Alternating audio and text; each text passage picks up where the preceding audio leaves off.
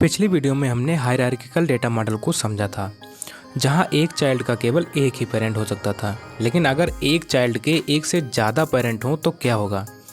इसी समस्या को दूर करने के लिए नेटवर्क डेटा मॉडल बनाया गया। आज की इस वीडियो में हम नेटवर्क डेटा मॉडल को आसान भाषा में समझेंगे। हेलो दोस्तों, welcome to tech with Yogesh, जहां टेक्नोलॉजी को बनाया जाता है सिंपल और इजी। सबसे पहले समझते हैं कि नेटवर्क डेटा मॉडल क्या होता है। नेटवर्क डेटा मॉडल एक ऐसा डेटा मॉडल है जिसमें डेटा को ग्राफ स्ट्रक्चर में ऑर्गेनाइज किया जाता है। इस मॉडल में एक पेरेंट के कई चाइल्ड हो सकते हैं और एक चाइल्ड के भी कई पेरेंट हो सकते हैं। यही इसकी सबसे बड़ी विशेषता है। अब हायरार्किकल डेटा मॉडल और नेटवर्क डेटा मॉडल के बीच डिफरेंस देख लेते हैं।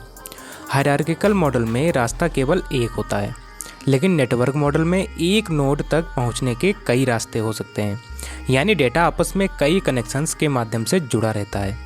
इसको एक एग्जांपल से समझते हैं। मान लीजिए एक कॉलेज है। एक स्टूडेंट केवल एक क्लब का मेंबर नहीं है, वह कोडिंग क्लब, स्पोर्ट्स क्लब और म्यूजिक क्लब तीनों का मेंबर हो सकता है। और एक क्लब में कई स्टूडेंट्स हो सकते हैं, यानी यहाँ एक स्टूडेंट कई पेरेंट्स से जुड़ा है। यही नेटवर्क डेटा मॉडल कहलाता है।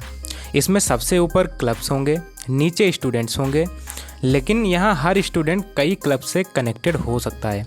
इसलिए यह ट्री नहीं बल्कि एक नेटवर्क या ग्राफ की तरह दिखाई देता है। अब नेटवर्क डेटा मॉडल के फ़ायदे देख लेते हैं।